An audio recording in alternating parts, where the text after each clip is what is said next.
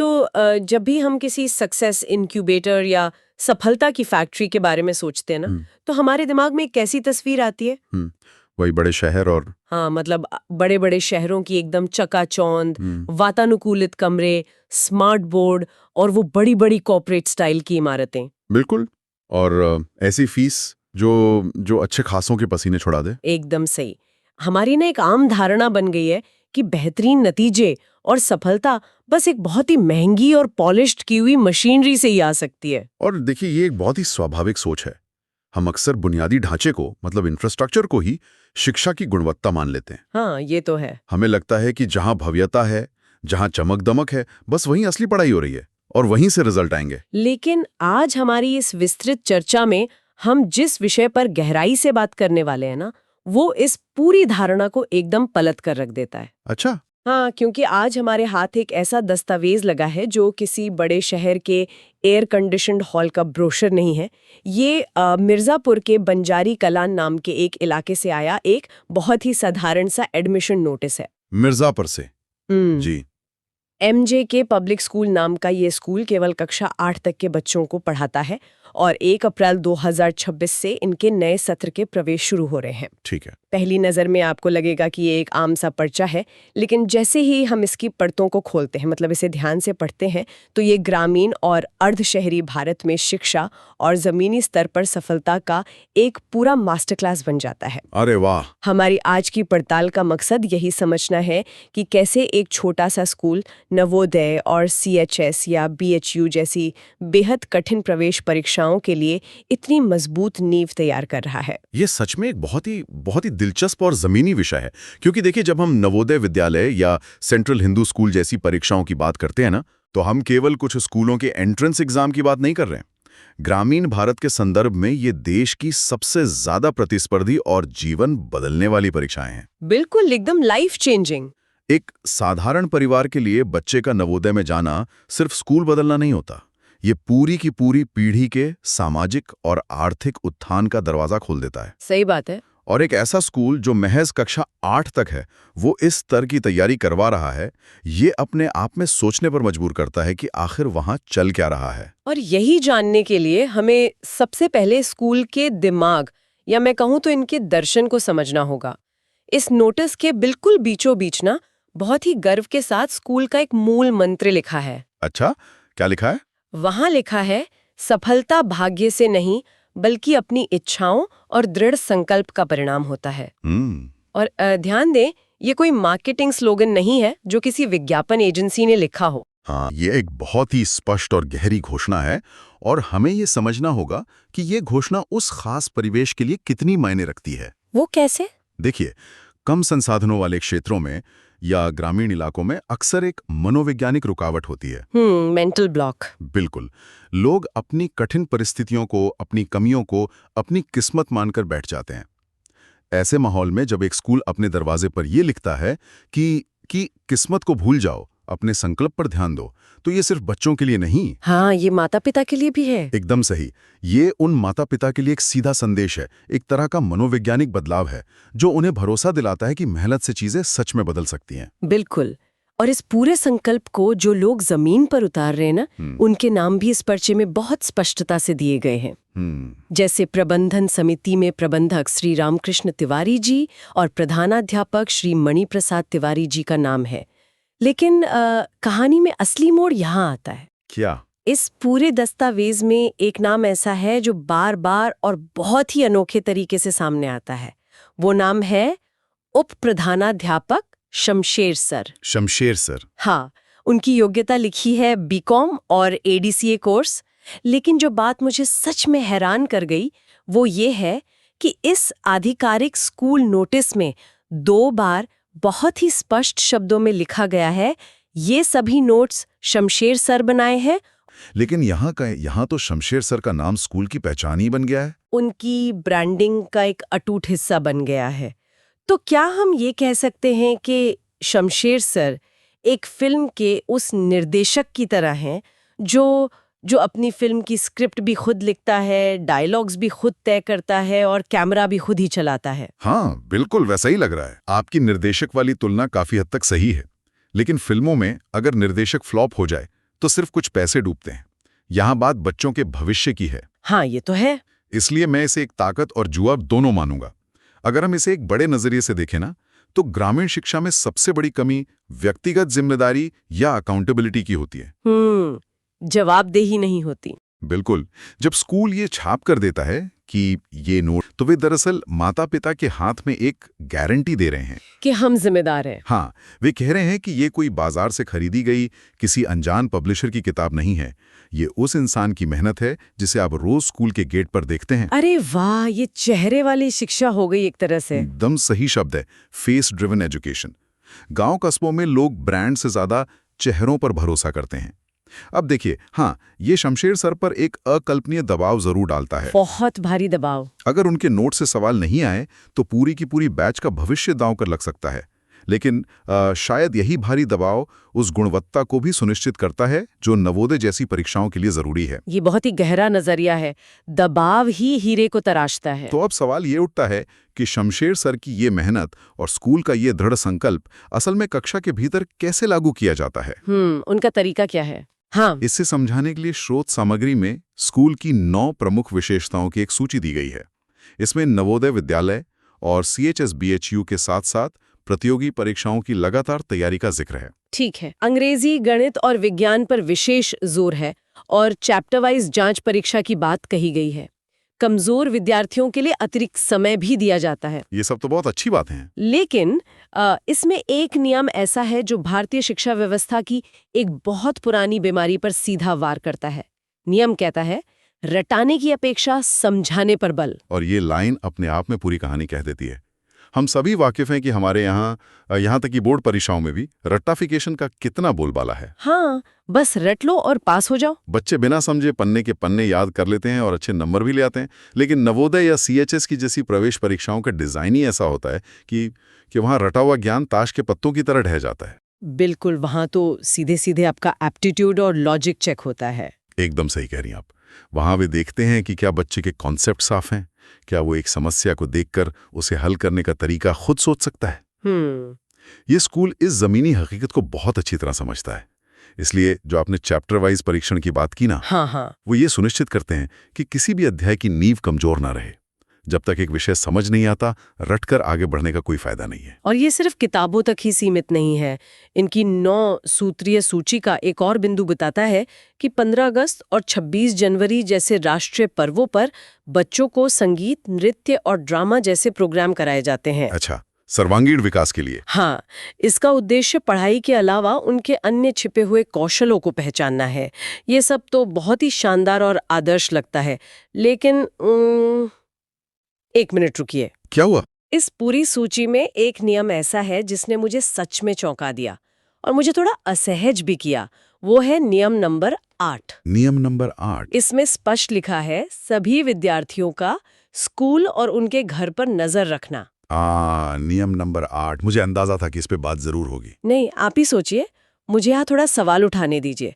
School का काम तो स्कूल की चारदीवारी तक होना चाहिए ना।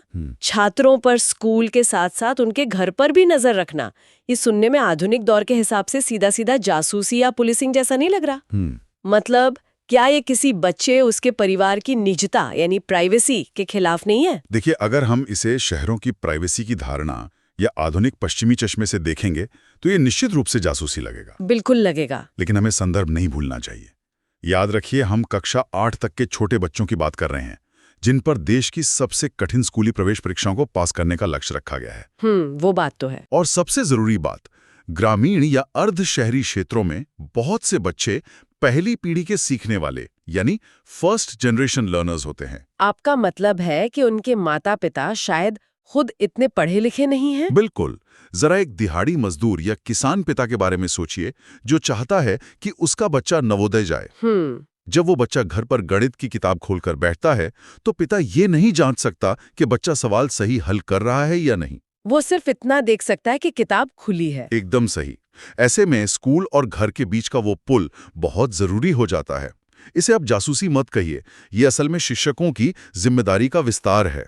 अच्छा, तो वो ये सुनिश्चित कर रहे हैं कि स्कूल की मेहनत घर पे बर्बाद ना हो। एकदम सटीक। हाँ। शिक्षक ये देख रहे हैं कि क्या बच्चे को घर पर पढ़ने का सही माहौल मिल रहा है, क्या उसे खेत के कामों में तो नहीं उलझाया जा रहा। ये तो बहुत व्यवहारिक बात है। यह माता-पिता और शिक्षकों के बीच एक मौन गठबंधन है।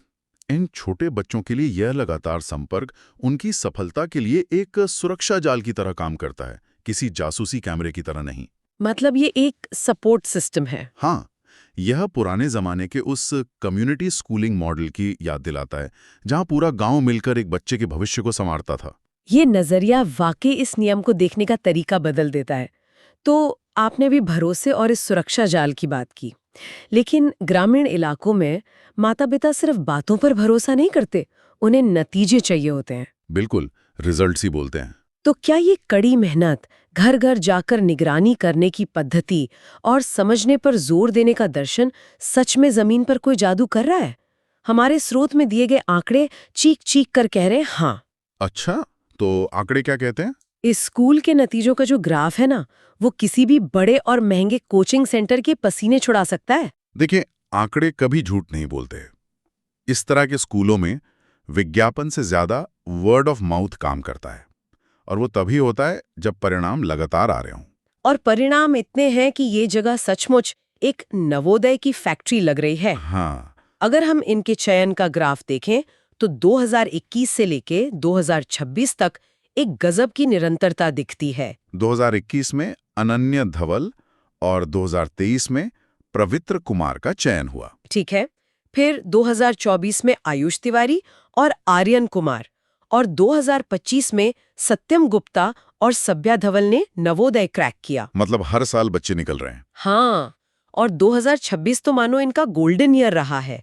इस साल अयान अली, सौरभ पाल और साक्षी गुप्ता, इन तीनों ने एक साथ नवोदय में अपनी जगह बनाई। अरे वाह, एक ही साल में 3 बच्चे हैं। और बात सिर्फ नवोदय तक ही नहीं रुकी है। जिला स्तर की छात्रवृत्ति परीक्षा में तो इन्होंने मेरिट लिस्ट में अपनी धाक जमाई है। पूरे जिले में हर्ष तिवारी ने 24वीं रैंक, सलमान अली ने 29वीं रैंक और शीतल भान ने 34वीं रैंक हासिल की। ये कोई एक साल का तुक्का नहीं है। ये एक मशीन की तरह काम कर रहा सिस्टम है जो हर साल नतीजे दे रहा है। बिल्कुल।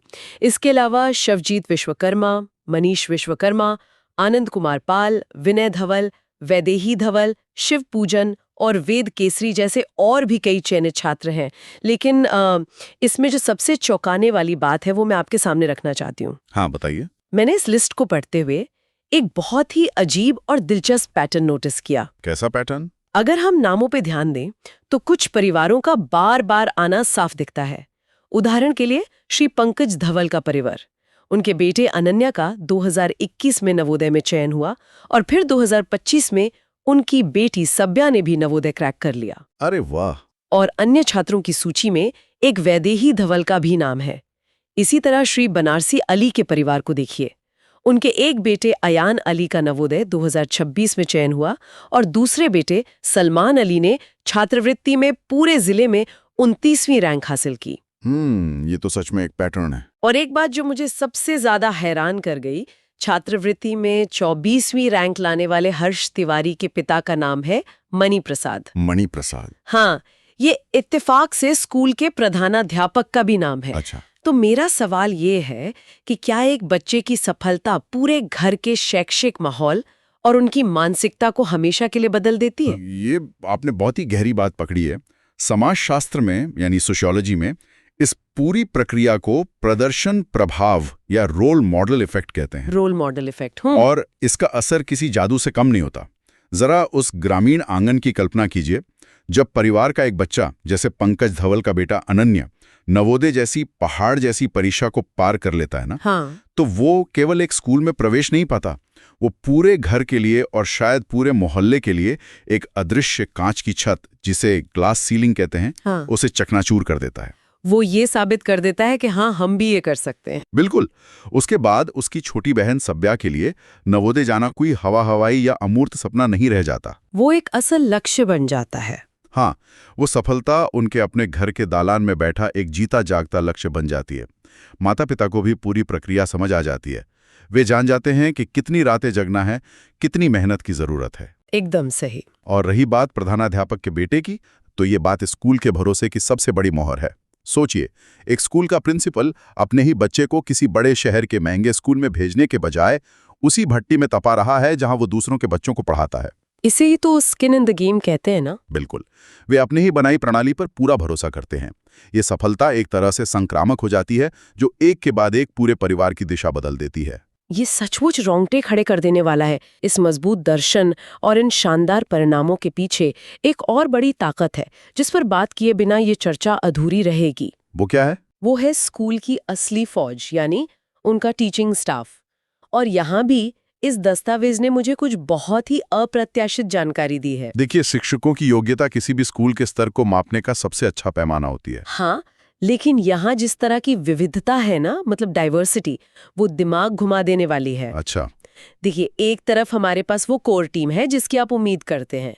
राजीव कुमार धवल सर हैं, जिनके पास बीएड की डिग्री है और वे यूपी टेट तथा सीटेट दोनों पास हैं। यानी वे पूरी तरह से प्रमाणित शिक्षक हैं। हाँ, फिर साधना मैम है जो एमए है, लवकुश पाल सर, विकास कुमार सर, तनु सिंह मैम और स्वाति विश्वकर्मा मैम, ये सभी बीए पास हैं। ये सब तो सामान्य लगता है। हाँ, लेकिन एक बात मुझे बिल्कुल समझ नहीं आ रही। साक्षी सिंह मैम और नैन्सी सिंह मैम के नाम के आगे बीए एलएलबी लिखा है। BA LLB? जी हाँ, वकालत की डिग्री। वही तो, एक स्कूल जो महज 8वीं कक्षा तक है, वहाँ बीए एलएलबी यानी वकीलों का क्या काम? क्या वो कक्षा 5 के बच्चों को कोर्ट केस लड़ना सिखा रहे हैं? मेरा मतलब है, क्या पारंपरिक बीएड शिक्षकों के साथ साथ वकालत और वाणिज्य, जैसे शमशेर सर का बीकॉम बैकग्राउंड है, वाले लोगों का इस तरह से एक साथ आना कोई खास रणनीति है? आपका ये सवाल बहुत ही स्वाभाविक है। हमारी पारंपरिक सोच यही कहती है कि केवल बीएड किया हुआ व्यक्ति ही अच्छा पढ़ा सकता है। हाँ, यही तो माना जाता है। और इसमें कोई शक नहीं कि राजीव कुमार धवल सर जैसे प्रमाणित शिक्षक पेडागोजी यानी बाल मनोविज्ञान और पढ़ाने के वैज्ञानिक तरीकों का जरूरी आधार देते हैं। वो बताते हैं कि कैसे पढ़ाना है। बिल्कुल, लेकिन जब आप एक वकालत पढ़े हुए इंसान को कक्षा 8 के बच्चों के सामने खड़ा करते हैं ना, तो आप कक्षा के अंदर एक बिल्कुल अलग तरह की ऊर्जा लेकर आते हैं। किस तरह की ऊर्जा? तर्क की ऊर्जा। कानून के छात्र चीजों को सिर्फ याद नहीं करते, वे सबूतों और तर्कों के आधार पर उन्हें समझते हैं। अरे हाँ, वे हर चीज पर क्यों और कैसे पूछना जानते हैं। वो बहस, विश्लेषणात्मक सोच और नागरिक अधिकारों की एक गहरी समझ लेकर आते हैं। अब जरा स्कूल के उस नियम को याद कीजिए जिस पर हमने पहले बात की थी। रटाने की अपेक्षा समझाने पर बल। एकदम सही। एक कानूनी पृष्ठभूमि वाला व्यक्ति रटने की इस बीमारी के खिलाफ सबसे बेहतरीन सिपाही हो सकता है, क्योंकि वकील कभी रटकर केस नहीं जीतते, वे लॉजिक से जीतते हैं। अरे वाह, ये तो मैंने सोचा ही नहीं था। मतलब वे बच्चों को सिर्फ विषय नहीं बल्कि सोचना सिखा रहे हैं। एकदम सटीक। और इसी तरह कॉमर्स बैकग्राउंड वाले शमशेर सर शायद चीजों को प्रबंधित करने, डेटा को समझने और परीक्षा की रणनीतियों को लेकर एक अलग तरह की चपलता लाते हैं। हाँ, बीकॉम का यही तो फायदा है। ये विविधताओं से भरी टीम असल में बच्चों को दुनिया को देखने का एक तार्किक और व्यवहारिक नजरिया दे रही है। शायद इसी बहुआयामी मॉडल की सफलता के कारण उन्होंने नोटिस के अंत में अपने संपर्क नंबर भी प्रमुखता से साझा किए हैं। हाँ, 8979722326 और 7607841777। जी, क्योंकि उन्हें पता है कि ये मॉडल काम कर रहा है और लोग उनसे जुड़ना चाहते हैं। तो आज हमने जो यात्रा की है वो वास्तव में हमारी आंखें खोलने वाली है। हमने मिर्जापुर के बंजारी कला के एक छोटे से स्कूल एमजे के पब्लिक स्कूल के प्रवेश नोटिस से शुरुआत की थी। जो चीज पहली नजर में एक साधारण विज्ञापन लग रही थी, उसने हमें बहुत कुछ सिखा दिया। हमने देखा कि कैसे सफलता महज भाग्य नहीं बल्कि कड़ी मेहनत का दर्शन है। बिल्कुल। हमने ये भी देखा कि कैसे घर घर जाकर निगरानी करने का वो सामुदायिक दृष्टिकोण बच्चों के लिए एक सुरक्षा जाल बनता है। हाँ, वो नियम नंबर 8। और कैसे अलग अलग योग्यताओं वाले शिक्षकों की एक फौज एक रट्टा मुक्त माहौल तैयार कर रही है। इसी सब के दम पर उन्होंने नवोदय और छात्रवृत्तियों में ऐसा शानदार रिकॉर्ड कायम किया है जो बड़े बड़े संस्थानों के लिए एक सबक है। मैं पूरी तरह सहमत हूँ। ये इस बात का एक बहुत ही पुख्ता सबूत है कि जब अदम्य इच्छा शक्ति, सही मार्गदर्शन और समुदाय का समर्थन मिलता है ना, तो सफलता के लिए किसी बड़े महानगर, एयर कंडीशन्ड इमारतों या भारी संसाधनों की आवश्यकता नहीं होती।